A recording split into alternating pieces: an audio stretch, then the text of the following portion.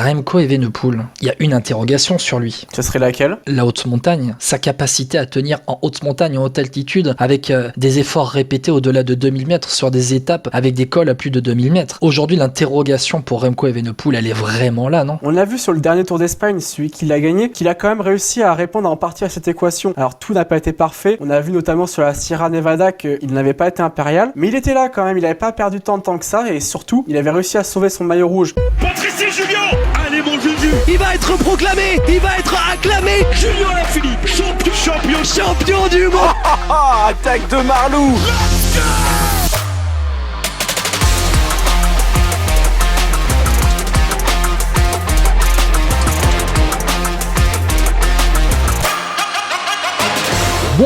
Bonjour à toutes et à tous et bienvenue dans un nouveau vélo podcast. Ça y est, c'est parti pour la saison des grands tours. Le Giro d'Italia chez les hommes qui commence quelques jours après le début du Tour d'Espagne féminin. Le Giro d'Italia qui vient lancer la saison des grands tours chez les hommes avec ces 3 semaines de course qui vont nous tenir en haleine et une start list intéressante avec notamment un duel qu'on attend tous entre le champion du monde Remco Evenepoel et puis le Slovène triple vainqueur du Tour d'Espagne Primoz Roglic. On va en parler, il n'y a pas que ça dans ce Giro d'Italia, il y a plein de choses dont on va parler. Et puis pour commencer cette preview de ce Giro d'Italia 2023, on va accueillir Étienne Gourceau de l'ICO du Sport. Salut Étienne. Salut Guillaume, bonjour à tous, bonjour à toutes. Merci d'être avec moi. Il y aura dans la deuxième partie Titouan de Vélo Futé. On va prendre un pas de côté avec Titouan pour notamment valoriser le mag qu'ils ont sorti dans cette présentation du Tour d'Italie avec notamment des débats autour de Remco Evenepoel, autour du parcours en lui-même, autour de quelques coureurs à suivre. Mais on va en profiter aussi pour valoriser le contenu de Dico du Sport avec toi Étienne à la barre des contenus cyclisme de Dico du Sport avec notamment, tu as sorti un peu ta preview des favoris, ce que tu en pensais, tes favoris 5 étoiles, 4 étoiles, 3 étoiles jusqu'à 1 étoile. On va commencer directement. Allez, dans le vif du sujet avec, on est à peu près tous d'accord quand même pour se dire que les 2 favoris 5 étoiles, ou en tout cas il y a 2 favoris 5 étoiles, Remco Evenepoel, champion du monde, récent vainqueur, double vainqueur du Liège-Bastogne-Liège, vainqueur du Tour d'Espagne l'année dernière, et puis face à lui, Primoz Roglic, qui a déjà prouvé sur des grands tours, mais qui n'a jamais réussi à gagner autre chose qu'un Tour d'Espagne. 3 fois, c'est pas mal, mais qu'un Tour d'Espagne. On en est là, c'est ça, un duel Remco-Primoz et rien d'autre ? Ils semblent vraiment au-dessus du lot, et c'est vrai qu'on a vu une sorte de prévue de leur duel au Tour de Catalogne, et on a vu que les deux évoluaient à un niveau sensiblement supérieur de leurs adversaires. Alors, on peut citer Yulo Ciccone qui avait réussi à s'accrocher sur 2 étapes, même à en gagner une d'ailleurs, mais sur le long terme, on a vu l'Italien un peu coincé. Remco Evenepoel, il y a une interrogation sur lui. Ce serait laquelle ? La haute montagne, sa capacité à tenir en haute montagne, en haute altitude, avec des efforts répétés au-delà de 2000 mètres sur des étapes avec des cols à plus de 2000 mètres. Aujourd'hui, l'interrogation pour Remco Evenepoel, elle est vraiment là, non ? On l'a vu sur le dernier Tour d'Espagne, celui qui l'a gagné, qu'il a quand même réussi à répondre en partie à cette équation. Alors tout n'a pas été parfait, on a vu notamment sur la Sierra Nevada qu'il n'avait pas été impérial, mais il était là quand même, il n'avait pas perdu tant de temps que ça, et surtout, il avait réussi à sauver son maillot rouge. Faut pas oublier, c'est un coureur qui est très jeune, il est seulement de 2000, il va sur sa 23e année cette année. On sait, un coureur qui est jeune, c'est un coureur qui progresse. Donc je pense que Remco sera plus fort qu'il l'était en 2022 en haute montagne. Remco Evenepoel l'année dernière, donc qui remporte ce Tour d'Espagne, il succède à Primoz Roglic qui avait remporté les 3 éditions précédentes. Et cette saison, on a eu des duels entre Primoz Roglic et Remco Evenepoel. Et le dernier duel en date, Étienne, on s'en souvient entre les deux, c'est le Tour de Catalogne. On a eu un duel sur le Tour de Catalogne. C'est Primoz Roglic qui l'a emporté. C'est Primoz Roglic. Est-ce que ça peut être un premier avantage psychologique pour le Slovène ? J'ai envie de te dire oui et non. Oui, parce que il ne s'est pas fait lâcher par Remco Evenepoel, donc ça prouve la forme du Slovène. Maintenant, sur le Tour de Catalogne, Guillaume, il n'y avait pas de chrono. On le sait, même si Primoz Roglic est un excellent rouleur, champion olympique de l'exercice, ce dont je pense certains un peu oublient d'ailleurs, malgré tout, Remco Evenepoel reste supérieur au Slovène dans l'exercice, ce qui veut dire qu'il va lui prendre du temps, et notamment lui prendre du temps avant la haute montagne. On a parlé de ces cols à plus de 2000 mètres, ils vont quand même intervenir majoritairement en 3e semaine. Auparavant, il y aura eu le chrono d'ouverture, et surtout un chrono de 30 km tout plat. Et la question est, combien de temps va perdre Primoz Roglic ? Et ça, Guillaume, c'est important parce que ça va obliger le Slovène à courir différemment. On l'a vu sur le Tour de Catalogne, Primoz Roglic, il a surtout suivi les attaques de Remco Evenepoel. Il n'a pas vraiment cherché à lâcher le jeune Belge. S'il a du retard au général, on peut avoir une situation inverse avec un Remco Evenepoel qui peut se contenter de suivre Primož Roglič. Et là, le Slovène va falloir qu'il se découvre et qu'il attaque. Donc oui, parce qu'il ne s'est pas fait lâcher. Non, parce que j'aurais aimé qu'il y ait un chrono dans ce Tour de Catalogne pour qu'on soit davantage fixé. Et un chrono qui intervienne avant au moins une étape de montagne. Cette année, sur le Giro d'Italia 2023, 73 km de contre-la-montre répartis sur 3 étapes différentes. La première étape, la 9e étape et la 20e étape à la veille de l'arrivée à Rome. Avec cette 20e étape où il y aura sur une vingtaine de kilomètres, 10 km tout plat et puis ensuite un col avec une arrivée au sommet d'un col avec des gros pourcentages. Un peu sur le profil un peu de ce qu'il y avait eu à la planche des belles filles. Bon voilà, je referme la parenthèse. Je dirais même encore plus parce que là on parle quand même de 7 km à 12%, dont 5 à 15 de moyenne. C'est totalement monstrueux. Est-ce que tu te souviens, Étienne, de l'écart lors du seul contre-la-montre au Tour d'Espagne l'année dernière entre Remco Evenepoel et Primož Roglič? Je crois que... Alors j'avais regardé ça il y a pas longtemps.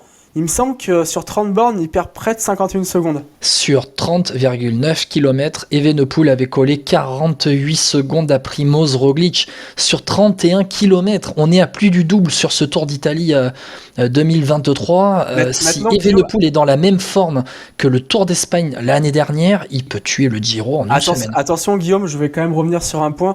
N'oublions pas que Primož Roglič sortait d'une fracture des vertèbres sur le Tour de France, et à mon avis, je pense qu'il n'était pas à 100% sur la Vuelta. Aussi, mais Evenepoel, alors... Je pense qu'on peut plutôt tabler sur entre 25 et 30 secondes d'écart sur 30 bornes. Je vois bien quelque chose comme une seconde au kilomètre à peu près. Alors, Evenepoel-Roglič étaient les 2 premiers de l'étape, et Roglič avait collé 1 minute à Rémi Cavagna qui avait terminé 3e de cette étape-là. Tout à fait. En n'étant pas, à mon sens, à 100% de ses moyens. On est d'accord, et le plateau des rouleurs, on en parlera tout à l'heure, le plateau des rouleurs sur ce Tour d'Italie, il est assez dingue. Evenepoel-Roglič, duel inévitable, tu ne vois pas d'autres favoris, on va dire en 5 étoiles pour jouer la victoire finale? En 5 étoiles, non, clairement pas. Pour moi, les deux vont vraiment évoluer à une altitude supérieure aux autres. Maintenant, un Giro, c'est long, et on sait que des fois, on peut perdre une course pas à la pédale. Sur chute, sur maladie, on sait que le Covid circule, ça peut être un sacré arbitre, malheureusement, dans ce Giro. J'ai vu un petit peu dans les favoris, dans l'article que tu avais publié sur les favoris et les outsiders de ce Tour d'Italie 2023, tu n'avais mis personne en 4 étoiles. Et puis ensuite, tu avais mis un coureur en 3 étoiles.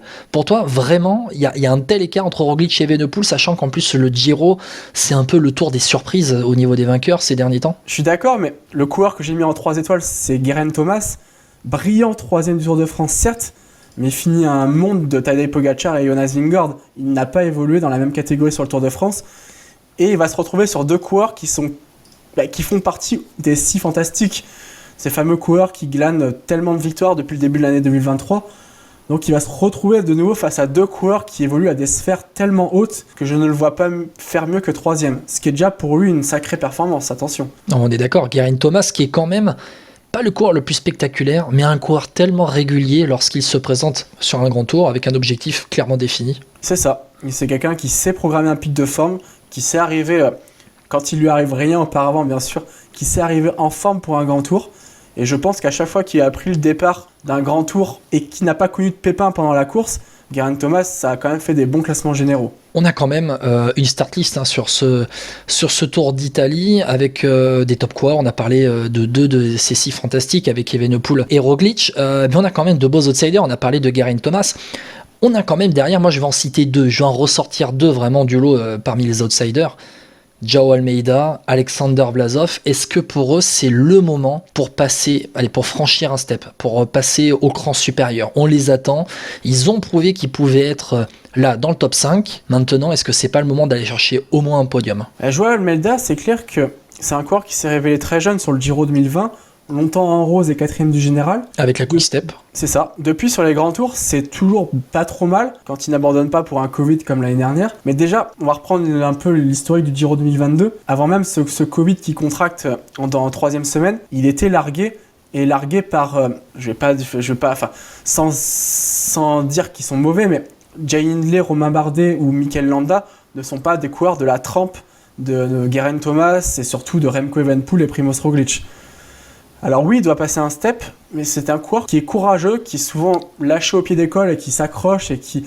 J'ai presque envie de dire que c'est le meilleur grimpeur du monde quand il est à 10 mètres du groupe des favoris. On se souvient du Tour de Catalogne cette année. Et ça a été encore le cas. Et puis sur le Giro l'année dernière, c'était incroyable. Le nombre de kilomètres qu'il a passé à 10 mètres des 3-4 meilleurs, c'était exceptionnel.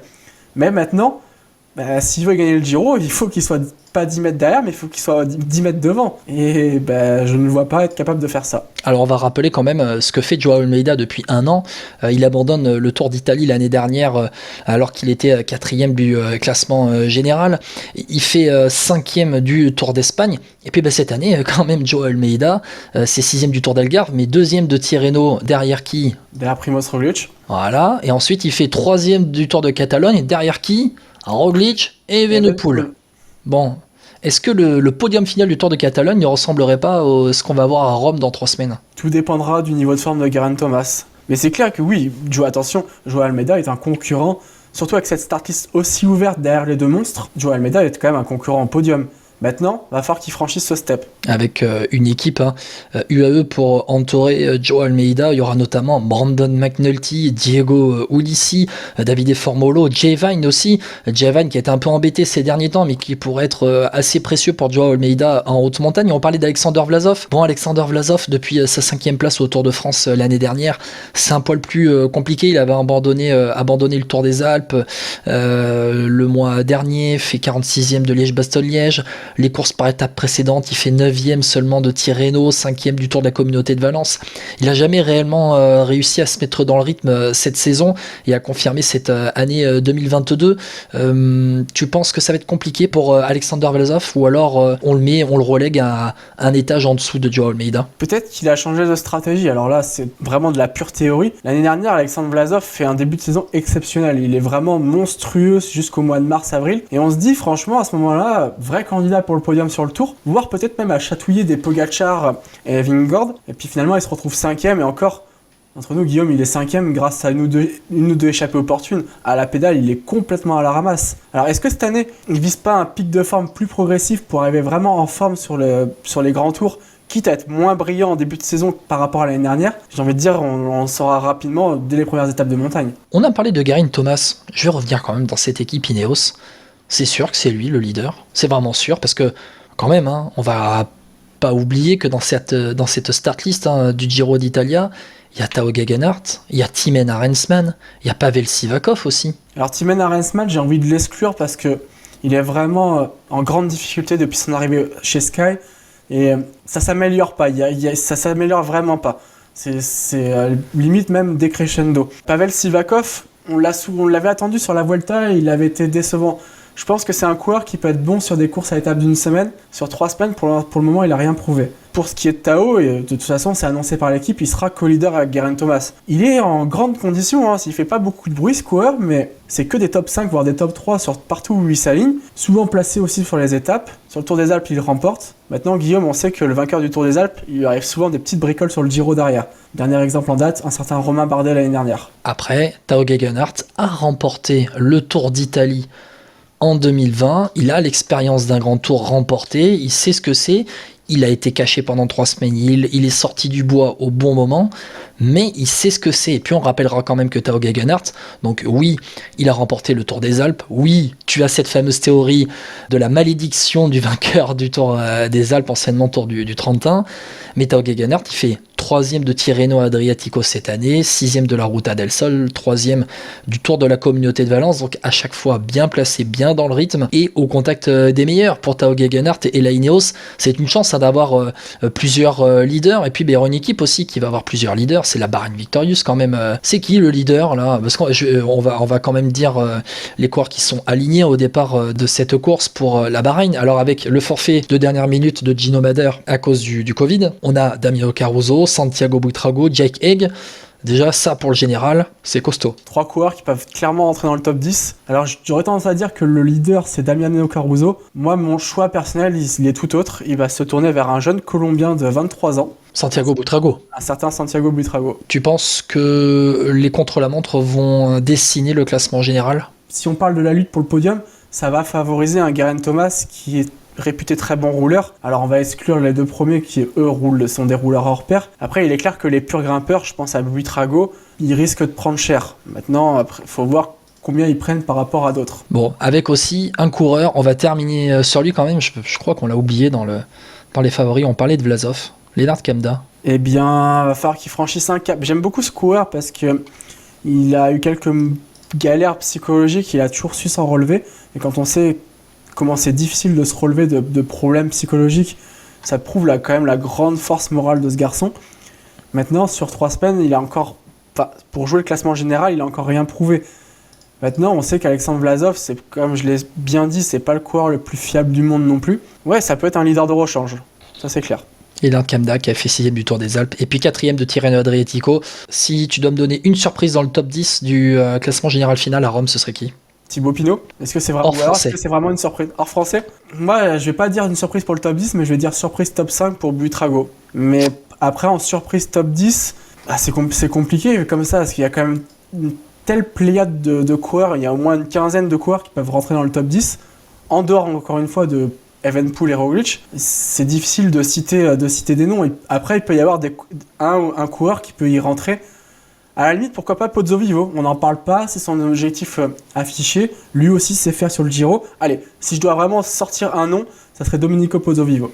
Domenico Pozzovivo qui est toujours un peu l'éternel placé, qui sera le leader de la Israël Première Tech. Moi, je vais te donner un nom, un Colombien d'une équipe qui n'a pas forcément de gros leaders, mis à part pour le sprint sur ce Giro, vainqueur d'étape sur une course World Tour en début de saison. Est-ce que tu as, toi ? Ener Rubio. Ener Rubio, exactement. Lui, il va avancer caché, tout simplement. Le petit Ener Rubio, il a 25 ans. Il vient d'avoir 25 ans. Il vient de faire 2e du Tour des Asturies, Julio Alvarez Mendo. Bon, voilà, 13e du Tour de Catalogne. Mais s'il reste au contact des meilleurs, alors il y aura forcément à un moment donné, je pense, un déficit en contre-la-montre pour Ener Rubio. Mais on va voir avec ses qualités de grimpeur ce que ça va donner. Étienne. Justement, Guillaume, je rebondis une dernière fois sur ce que tu as dit. Ça peut être lui, ce fameux coureur qui peut rentrer dans le top 10 via des échappées. Aussi, exactement, avec un classement de la montagne qui sera disputé. Étienne, on va passer aux Français. On vient d'en parler rapidement. Bon, Thibaut Pinot, The Last Dance sur ce Giro d'Italia, Ultimo Giro, avec Pavel Sivakov, c'est un peu les 2 cartes qu'on attend le plus pour le classement général. Thibaut Pinot, il y a une grosse hype forcément autour de lui. Maintenant, on attend quoi ? On attend des émotions avec Thibaut Pinot, qu'il soit au contact des meilleurs, qu'il aille taper une victoire d'étape. Forcément, ce qu'il a fait autour de Romandie, où il a certainement fait sa plus belle course depuis son retour de blessure de dos, ça change la donne parce que on vient de s'apercevoir qu'il est capable de matcher avec de très bons coureurs à la pédale. C'était lui le plus fort derrière Adam Yates. Et au final, était-il pas plus fort qu'Adam Yates? Parce que il court à contre-temps, Pinot, finalement, dans cette étape. Donc ça a changé quelque chose. Je pense que déjà, pour lui, ça a changé des choses. Il a dû reprendre conscience qu'il était capable de lutter avec les meilleurs à la pédale. D'ailleurs, il le dit lui-même, il dit que c'est avec les favoris qu'il se sent le mieux. On l'a vu, c'est dans cette interview. Donc je pense qu'il va à minima essayer de matcher avec les meilleurs. Si ça venait à mal se passer, évidemment, il peut se reconcentrer sur les étapes. Après, qu'est-ce qui est le mieux pour Pinot ?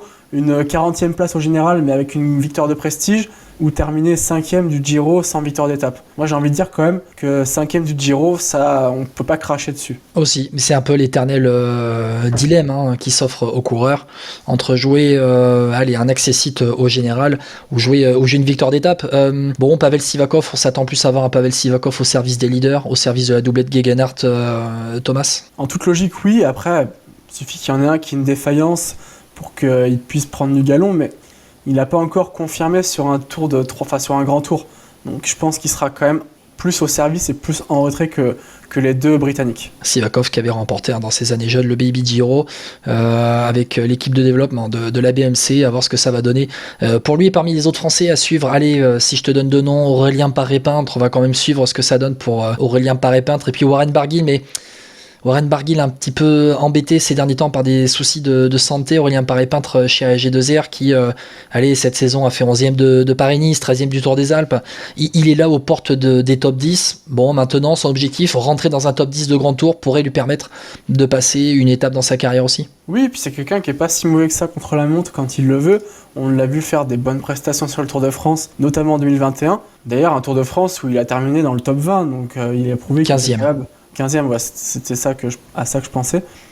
Donc pourquoi pas, après tout, s'il fait 15e du Tour de France avec quand même des grands noms cette année-là, il peut très bien, s'il est en très bonne forme, accrocher un top 10 au Giro. Après tout, il n'est pas plus mauvais qu'un Alexandre Géniès qui avait terminé 9e du Giro 2015. Exactement. Warren Barguil, lui, plus embêté par des soucis de santé ces derniers temps. Il n'a pas terminé Liège-Bastogne-Liège après sa 10e place sur la flèche. C'est l'éternel problème. Est-ce qu'il a eu le Covid du coup aussi, Warren Barguil ? Je crois que c'est il me semble. Covid aussi. S'il a bien récupéré de son Covid, il peut aller chercher une victoire d'étape de prestige. S'il n'a pas récupéré, on a vu avec Ciccone qui a dû déclarer forfait, Gino Madère déclare forfait. J'ai peur qu'il rejoigne la trop grosse charrette des coureurs forfaits. Bon, on verra bien. Au moment où l'on parle, en tout cas, on enregistre ce podcast. Warren Barguil est encore annoncé sur ce Tour d'Italie. Le plateau des sprinters, Étienne. Le plateau des sprinters, il fait pas rêver quand même. On va être honnête, il fait pas rêver. On a seulement 2 des 10 meilleurs sprinters au monde avec Mats Pedersen et Fernando Gaviria.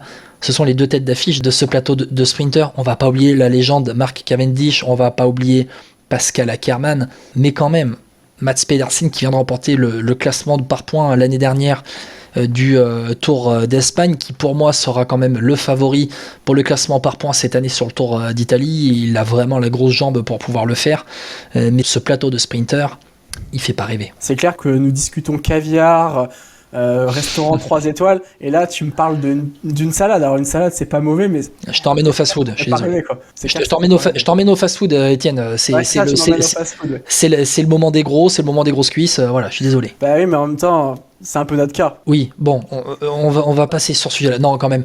Au-delà de la rigolade, Étienne, Mats Pedersen, il s'affirme quand même comme un des meilleurs sprinters au monde ces derniers temps. Oui, ok, il vient de faire une campagne de Flandrienne énorme, il reprend sur ce Tour d'Italie, mais il avait remporté une victoire d'étape sur Paris-Nice en étant parmi les meilleurs sprinters de ce Paris-Nice. Il a fait 6e du Milan-San Remo, on en a parlé dans les Flandriennes, il a passé un vrai cap, c'est le favori numéro 1 pour le classement par points. Totalement, d'autant plus que c'est quelqu'un qui sera pas en grande difficulté en montagne. Alors, je dis pas que c'est un grimpeur, mais parmi les sprinters que tu as cités, c'est certainement celui qui va limiter le plus en montagne en plus. Et pourquoi pas, s'il faut nous faire une Peter Sagan, prendre une échappée en montagne pour aller choper 20 points ici ou là sur un sprint intermédiaire. Après, on peut avoir pour le bouger un petit peu, Mats Pedersen, Fernando Gaviria, qui, mine de rien, Fernando Gaviria est arrivé cette année à la Movistar. Il vient de claquer une étape, la dernière étape du Tour de Romandie. Il avait fait 2e de Milan-Turin, 3e d'une étape au sprint sur Tirreno Adriatico. Il y avait une grosse concurrence. 2e d'une étape sur l'UAE Tour. Fernando Gaviria, il peut aller taper une victoire d'étape. Ça fait partie des transferts réussis dont on ne parle pas beaucoup, c'est clair.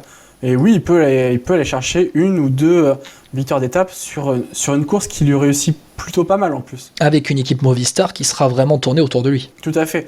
Donc ce qui est assez rare, Movistar qui est axé sur un sprinter, c'est une quasi-première dans l'histoire de la formation espagnole d'ailleurs. Quand on parle d'équipe tournée autour d'un sprinter, quand on voit l'Astana et Mark Cavendish, on se demande ce qui se passe là quand même, non ? En même temps, c'est un de leurs meilleurs coureurs. Leur équipe est tellement dans le dur cette année. Une fois que tu as enlevé Mark Cavendish et Alexei Lutsenko, sans être méchant avec cette équipe, il reste pas grand monde quand même. Ouais, mais quel Mark Cavendish on va avoir ? C'est une très bonne question. L'année dernière, il avait réussi à gagner une étape. Après, ça avait été compliqué. Pour moi, il est moins fort. Cette année, il est au moins un cran en dessous. Je ne crois pas... Pourtant, je l'aime bien, Mark Cavendish. Il fait partie vraiment des légendes de ce sport. Mais je ne le vois pas ajouter une nouvelle victoire sur le Giro. On n'oubliera pas que Mark Cavendish, c'est 16 victoires quand même d'étape sur le Tour d'Italie. Ouais, j'ai l'impression qu'il passe plus un pont d'autoroute. C'est assez terrible. Ça, ceci dit, ça fait longtemps que c'est le cas, mais oui, ça s'est encore accentué, on va dire. Pas quand il avait le bonus Quick Step. Oui, c'est vrai. Disons qu'il arrivait à rentrer dans les délais. Après, ça reste entre nous. Il ne fallait pas que ça soit trop dur non plus. Voilà, ça reste entre nous. Le bonus Quick Step, ça reste entre nous. Mais après, mis à part ça, dans le plateau de sprinter, Pascal Ackermann, comme d'hab, ça sera régulier, comme d'hab. Simone Consoni, comme d'hab, ça sera placé régulier. Caden Groves, pareil, comme d'hab. Alberto Dainese, comme d'hab, ça sera régulier. Michael Matthews aussi, Davide Ballerini aussi. En fait, mis à part Gaviria et surtout Pedersen, on est un grand favori. Et puis après, et derrière, on a des sprinters moyens par rapport au plateau de sprinters, mais qui seront toujours placés. Cadem Grove, je le détache par rapport aux autres que tu as cités. Je le vois vraiment en gros numéro 3, voire en numéro 2 bis derrière Gaviria, parce que c'est quand même quelqu'un qui a eu un début de saison compliqué, mais qui est quand même pas si mal que ça depuis. Il a claqué 3 succès.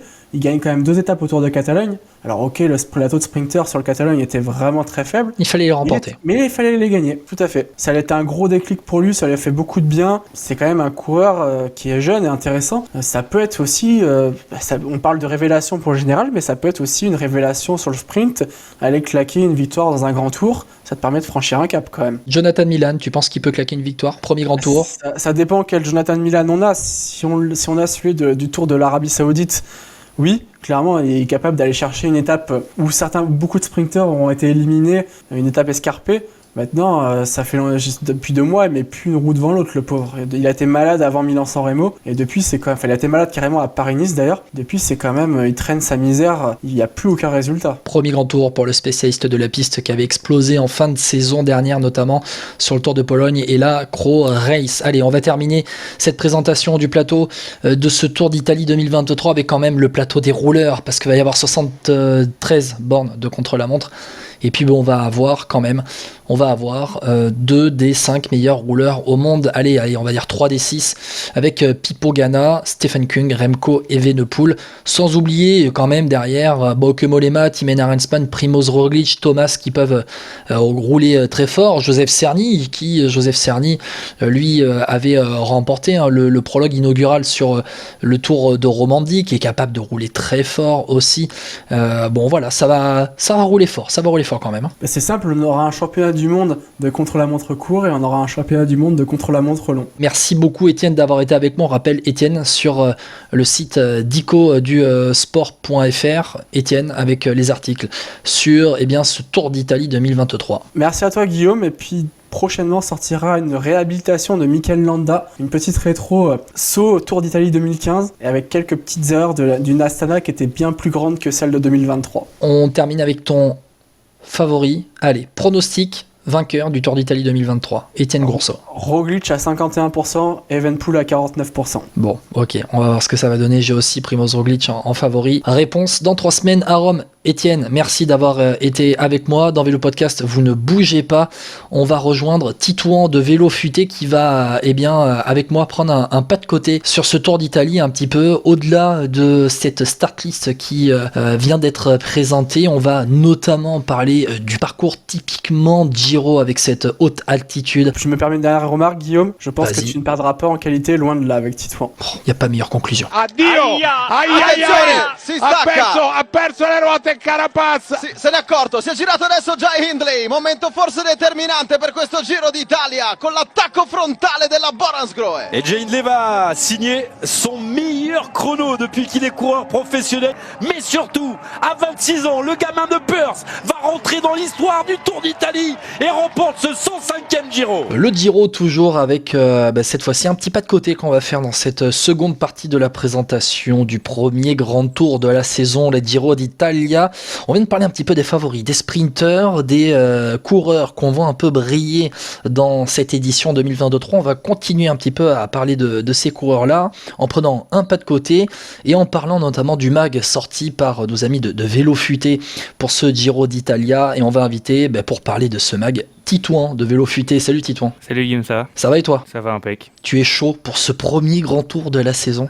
C'est toujours un événement que le premier grand tour de la saison. En plus, il y a pas mal d'incertitudes entre les deux grands favoris, le Covid qui vient se mêler à la lutte et qui casse un peu les objectifs de chacun. Il y a pas mal d'incertitudes qui font que ce Giro risque d'être intriguant. Ouais, on pensait être un peu débarrassé du Covid et finalement il fait son retour là un peu au dernier moment. On pense notamment à Giulio Ciccone. Ouais, Ciccone, Foss, Meder, il y en a pas mal, hein. La liste est longue. Ouais, avec la Jumbo-Visma qui notamment a dû refaire son groupe de Giro à la dernière minute avec des forfaits. Bon, on va rentrer un peu dans le vif du sujet.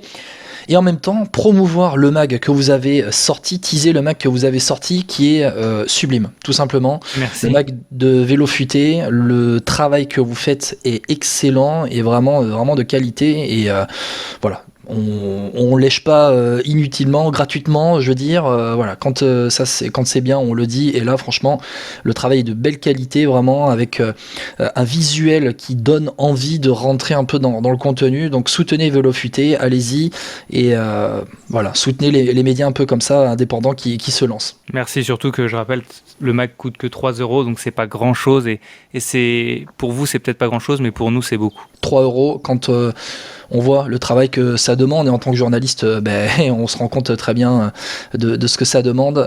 Voilà, c'est pas beaucoup. Voilà, la petite promotion pour les copains de Vélo Futé, elle est faite. On va rentrer dans le vif du sujet, Titouan, avec un des débats que vous avez lancé dans ce mag, un Giro pour Remco. Point d'interrogation. Tiens, pourquoi cet article-là ? En fait, de manière générale, on est content de donner la parole aux organisateurs. On l'avait fait pour Paris-Chauny avec son organisateur de course. Et voilà, et on se posait la question de savoir est-ce que le Giro d'Italia, tout le monde se posait la question de savoir si le Giro d'Italia 2023 était fait pour attirer Remco Evenepoel après sa victoire sur la Vuelta 2022. Et c'est vrai que la question est légitime dans le sens où il y a énormément de kilomètres de contre-la-montre, plus que sur la Vuelta, bien plus que sur le Tour de France. Donc forcément, Remco, qui est un redoutable rouleur, avait de quoi avoir des ambitions sur cette course. Et d'ailleurs, il a fini par s'y aligner. Alors, est-ce qu'il y a eu des discussions au départ entre eux pour avoir un contre-la-montre adapté à ses qualités ? Je ne pense pas. Maintenant, est-ce que les coureurs et les organisateurs font un parcours pour attirer un tel ou tel coureur ? Là, c'est possible. Justement, on essaye de donner la réponse en fait dans notre magazine. C'est quand même le débat qu'on se posait pendant un temps sur le Tour de France vis-à-vis des Français, à l'époque où Thibaut Pinot, Romain Bardet espéraient gagner le Tour de France. Oui, complètement. Après, c'était pas ça tous les ans. Il y en avait un de temps en temps. Le principe est, de toute façon, il faut savoir varier les parcours. Le Tour de France, avec Christian Prudhomme, le fait excessivement bien depuis qu'il a repris le Tour de France. Voilà, le Tour de France varie ses parcours. Cette année, il y a plus de contre-la-montre. En 2017, je crois, il y en avait très peu. Voilà, ça change. Donc, forcément, il y a des moments où c'est adapté aux grimpeurs, d'autres où c'est peut-être plus adapté aux rouleurs. Mais de toute façon, tout vient à point qui sait attendre. Ce Giro 2023 quand même propose 73 km de contre-la-montre, répartis sur 3 contre-la-montre différents, sur 3 étapes différentes. On a l'étape d'ouverture vers Ortona avec déjà 19 km et demi et une légère bosse dans le final. Je dis légère bosse parce que c'est du 3 bornes, 2-3 bornes à 2,5% avec notamment une montée Corso Garibaldi de 1 km à 5%. Ensuite, on va aller vers la 9e étape en fin de première semaine avec 35 km de contre-la-montre vers Cesena.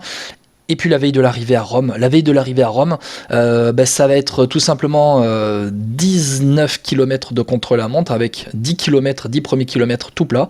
Et puis ensuite la montée du Monte Lussari avec 8 bornes à 11% de moyenne. Ce sont vraiment des contre-la-montre au profil assez différent. Déjà, on a parlé dans la première partie du duel Evenepoel-Roglic.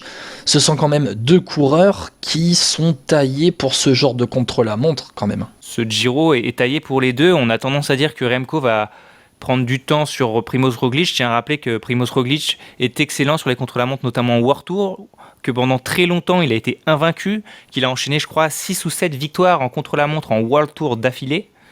Donc voilà, je pense pas qu'il faille le sous-estimer. Notamment sur ce premier chrono, le chrono d'ouverture de 19 km. Je ne mettrai pas ma main à couper que Evenepoel soit forcément devant Roglic. Je suis d'accord avec toi, Titouan. Et je pense que la hype autour de Remco Evenepoel, qui est assez logique finalement quand on voit ce qu'il est capable de faire, il faut quand même la nuancer parce que Primož Roglic, c'est pas un lapin de 2 semaines, c'est pas le perdreau de l'année. Non, on l'a vu sur le Tour de Catalogne. Roglic avait que 7 jours de compétition dans les jambes, il venait de reprendre après des 6 mois d'arrêt. Il a battu Remco, quoi. Il a été plus fort que Remco. Donc certes, c'était pas le contre-la-montre. Certes, sur le papier, Remco a peut-être un petit avantage sur Roglic. Mais sur 3 semaines, là, c'est moins garanti. On rappelle quand même que certes, Remco Evenepoel a remporté le dernier Tour d'Espagne, mais que Roglic avait remporté les 3 précédents. Exact. pour rappeler quand même, donc Primož Roglič a des références sur 3 semaines. On a quand même dans ce parcours cette année, on va embrayer sur la suite parce que le Giro, c'est autre chose que la Vuelta, notamment par rapport aux étapes de montagne. C'est un parcours aussi un peu typique Giro, avec 4 étapes qui passent à plus de 2000 mètres d'altitude. On a ce chrono, la veille de l'arrivée à Rome, avec la montée, avec ce col. On a 5-6 étapes de moyenne montagne, mais on a cette haute altitude, qui est un peu le point d'interrogation pour Remco Evenepoel, qu'on n'a jamais réellement vu dans des étapes où les cols de haute altitude à plus de 2000 mètres s'enchaînent, là où Primož Roglič a un peu plus de certitude. Primož Roglič, on le rappelle, cette année, qui a remporté à la fois le Tour de Catalogne et à la fois Tirreno Adriatico. Toi, de ton côté, tu penses que Primož Roglič a un avantage par rapport à son passif en haute altitude et que Remco Evenepoel, ça va être un test en permanence pour lui, ou tu penses que Evenepoel, non, il est taillé aussi pour ça? J'ai des doutes. En fait, je ne sais pas. J'essaye de me rappeler, tu vois, la seule étape à plus de 2000 mètres qui a eu lieu sur la Tour d'Espagne, la Sierra Nevada. Et quand on regarde de près, Mas fait 2e, donc meilleur des favoris, Lopez 3e, Vine 4e, Roglič blessé 5e, O'Connor 6e, Ayuso 7e, Hindley 8e, Meintjes 9e, Remco Evenepoel 10e. Remco qui perd environ 40 secondes sur Enric Mas. Voilà, sur la seule arrivée à plus de 2000 mètres. Problème, sur le Giro, il n'y a pas qu'une seule étape, il y en aura pas mal, notamment l'étape 19 avec 3 ascensions qui vont être à plus de 2000. Donc ça va être le vrai challenge pour Remco. Je ne pense pas qu'on puisse comparer une victoire sur la Vuelta à une victoire sur le Giro. Quelqu'un qui gagne la Vuelta a évidemment le potentiel pour gagner le Giro, mais c'est différent. Voilà, la Vuelta, c'est souvent des courses de côte. Le Giro, lui, c'est une répétition de cols difficiles à haute altitude. Et voilà, ça demande des qualités de grimpeur, de pur grimpeur. On sait que Roglič en est capable. Remco, on a vu que sur la Vuelta, c'était moins le cas. Maintenant, il a le potentiel énorme, évidemment, mais moi, je reste prudent par rapport à cette 3e semaine qui peut être fatale dans la victoire pour Remco Evenepoel. Avec ce test pour Remco Evenepoel en haute altitude, c'est vraiment une inconnue. On tourne pas autour du pot, mais on tourne, on en parle depuis quelques secondes, quelques minutes, mais en fait, on n'a jamais réellement vu Remco Evenepoel. Il est en test permanent. On sait ce qu'il est capable de faire sur les classiques, sur Liège-Bastogne-Liège. On sait ce qu'il est capable de faire sur un Tour d'Espagne avec des montées punchy, et on sait que ce punch-là, Remco Evenepoel, Primož Roglič, il l'a aussi, il a montré que c'était parmi les meilleurs sprinters, l'un ou le meilleur sprinter des grimpeurs. Et pour Remco Evenepoel, c'est un test permanent. Il y a le Tour d'Espagne, il passe un cran supérieur en passant au Tour d'Italie, et il passera ensuite un cran supérieur en passant sur le Tour de France l'année prochaine. Remco Evenepoel. Pour moi, si Remco gagne le Giro, il peut gagner le Tour de France derrière. Le plus dur à remporter pour lui par rapport à son profil, c'est le Giro d'Italia. Mais je suis assez d'accord avec toi. Parce que le Tour de France, c'est un poil plus équilibré. Après, évidemment, ça dépend toujours de la concurrence. Quand tu vas aller sur le Tour de France, tu vas affronter Vingegaard, tu vas affronter Pogačar. Donc la concurrence rend l'accessibilité de la course du Tour de France difficile, mais les cols sont plus un problème en Italie qu'en France pour Remco. Tu parlais des cols. On va teaser un article de votre mag, présentation du Giro d'Italia. 3 cols majeurs dans le guide. Quels sont ces cols, Titouan, que vous mettez en avant? Le Passaggio, donc de 10 km à 9,3%. Le Monte Bondone de 21 km à 6,7%, mais montée très irrégulière, donc très difficile, beaucoup de changements de rythme. Et enfin, le Monte Lussari, forcément, le contre-la-montre, la dernière ascension de ce Giro d'Italia. Pourquoi mettre en avant ces cols en particulier? Est-ce que ça a un rapport avec l'environnement, le paysage, la difficulté? Un peu de tout. On a choisi le Passaggio parce que c'était le plus dur. On a choisi le Monte Bondone parce que c'était le plus irrégulier, le plus atypique dans son ascension, qui va vraiment demander des changements de rythme et qui va vraiment plaire aux grimpeurs. Et puis le Monte Lussari parce que c'est le dernier col de ce Giro d'Italia, donc c'est celui qui va livrer son verdict. Et tu penses que toi, Monte Lussari, ça va être un peu comme la planche des belles filles en 2020? Il peut y avoir de grosses surprises, ouais. Après, on se rappelle que Pogačar, en 2020, sur la planche des belles filles, il fait encore plus la différence sur le plaque dans la dernière ascension. Et il faut se rappeler aussi que des fois, avec les vitesses très lentes qu'il y a dans les gros pourcentages ne font pas forcément de grosses différences. Alors ça, c'est vrai dans une course en ligne. Sur un chrono, ce sera peut-être un petit peu différent. Donc voilà, ce qui est sûr, c'est que la fraîcheur jouera un grand rôle au moment d'attaquer les pourcentages les plus durs. À suivre ce dernier contre-la-montre la veille de l'arrivée. 73 km de contre-la-montre, je vais revenir dessus, Titouan. Est-ce que pour toi, 73 km de contre-la-montre, c'est un retour en arrière ou c'est un retour aux fondamentaux, aux classiques? Toi, tu le vois comment? Moi, je saurais pas dire. C'est vrai que c'est pas beaucoup, en fait, 73 km de chrono. Quand tu y réfléchis, il y avait des années où il y avait un seul chrono qui faisait 50 bornes. Donc, mais même dans les années 2010, on devait avoir un chrono qui faisait 50 km, il me semble. Donc pour moi, c'est pas du tout un retour en arrière. C'est toujours dans la même lignée du fait qu'il n'y a plus trop de contre-la-montre. On en a placé 3, donc en nombre, il y en a beaucoup, mais en kilomètres, il n'y en a pas tant que ça. Surtout que le dernier, c'est en montée, donc il ne va pas défavoriser les grimpeurs, ou pas beaucoup en tout cas. Donc voilà, réellement, il y a plutôt 50-55 bornes de chrono, quoi, individuelles sur du plat. Et non, je pense pas que ce soit ni comme je disais tout à l'heure, en fait, voilà, le tout dans un parcours, c'est de varier au cours des années pour que ça puisse plaire à des différents types de coureurs. Cette année, ils ont opté pour mettre un peu plus de chrono que les années précédentes, et sûrement que l'année prochaine, il y aura beaucoup moins de chrono.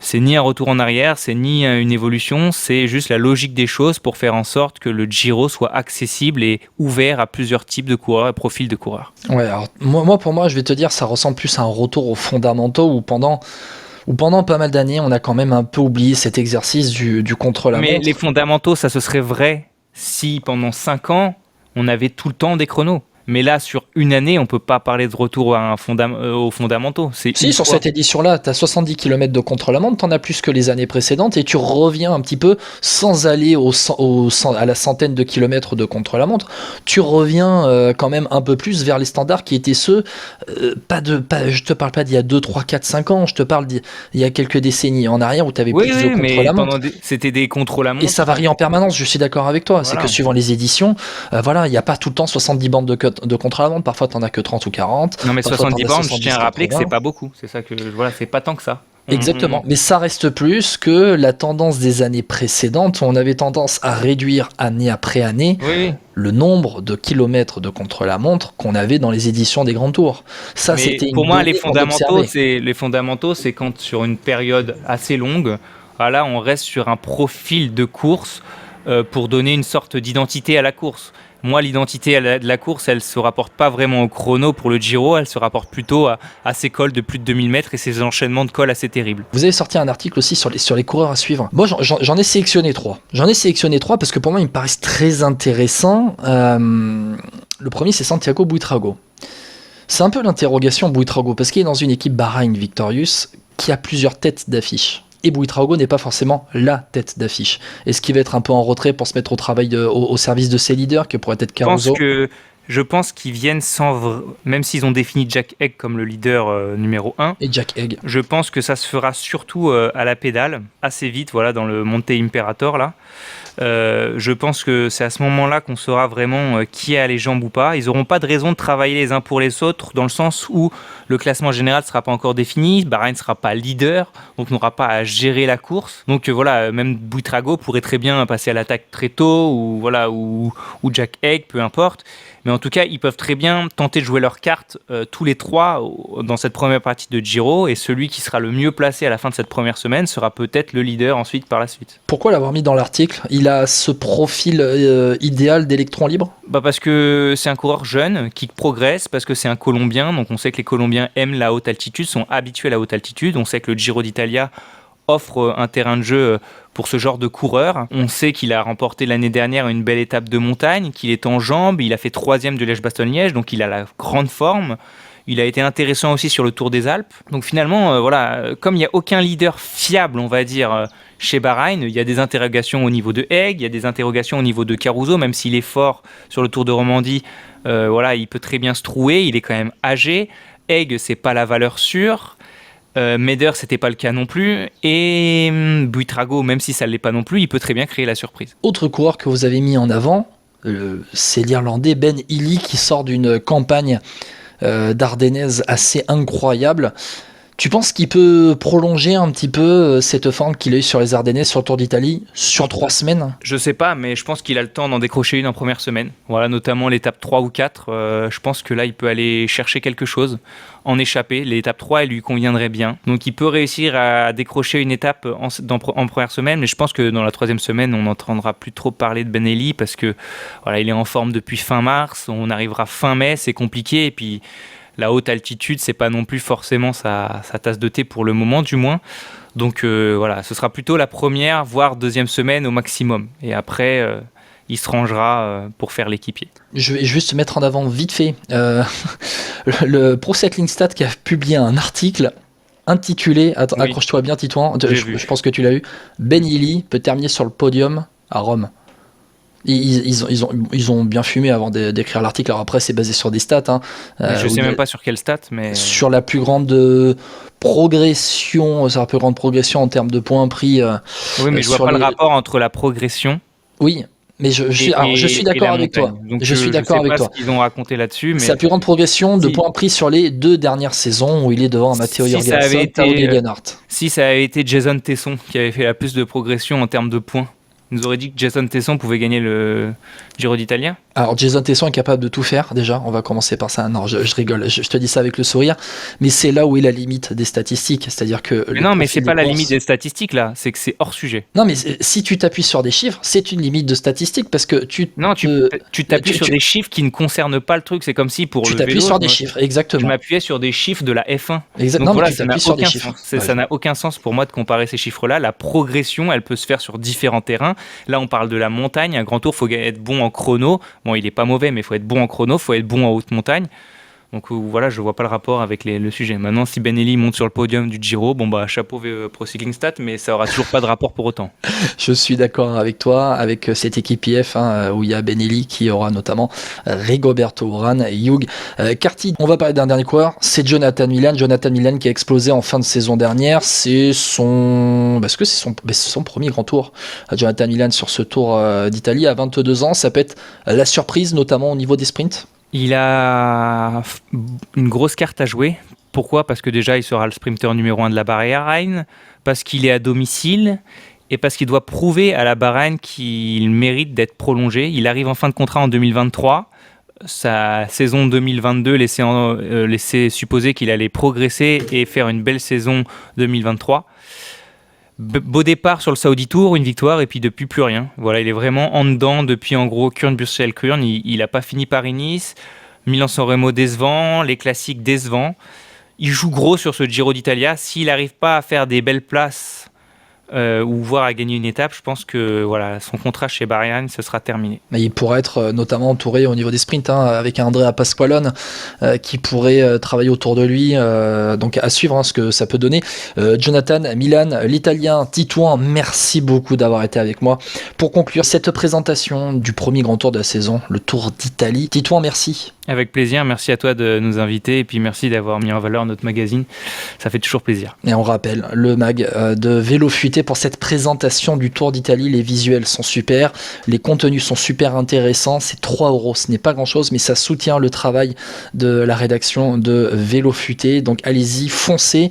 Et puis allez, je vais terminer par ton pronostic, Titouan. Qui tu vois remporter ce Tour d'Italie ? Primož Roglič. Devant Remco Evenepoel ou non ? Oui, devant Remco Evenepoel. Ouais, je pense aussi que Primož Roglič... Le podium logique pour moi serait Roglič, Evenepoel, Almeida. Ah, Almeida. Moi, je placerais un autre en 3e position. Tu mettrais qui, Vlasov ? Geraint Thomas. Je suis pas convaincu que le Giro ce soit vraiment des pentes adaptées pour Geraint Thomas. À voir ce que ça va donner pour le Britannique qui a été expérimenté. Merci en tout cas d'avoir été avec nous dans Vélo Podcast. On rappelle, Vélo Podcast sur la chaîne YouTube, sur toutes les bonnes plateformes d'écoute, Apple Podcast, Deezer, Spotify et autres. Vous pouvez écouter Vélo Podcast partout, tout le temps, en replay. On va se retrouver pendant ce Tour d'Italie avec des contenus qu'on va vous offrir au fur et à mesure. Suivez nos réseaux sociaux. Suivez aussi Vélo Futé qui va aussi vous proposer des contenus quotidiens, tout le temps, partout, tout le temps, le matin, le midi et le soir. On est d'accord ? Je sais pas tout le temps, mais en tout cas, oui, on va essayer de faire un maximum suivre cette course. Après, je pense qu'on fera un petit peu moins d'articles que quand il y a des courses, parce que voilà, dans le show, on n'aura peut-être pas le temps. Mais en tout cas, on va essayer sur Twitter d'animer ce Giro pour rajouter un peu plus de piment à cette course déjà folle. Allez, le Giro d'Italia, c'est parti, profitez-en bien, on se retrouve dans le podcast, à très bientôt. Ciao ciao. Salut.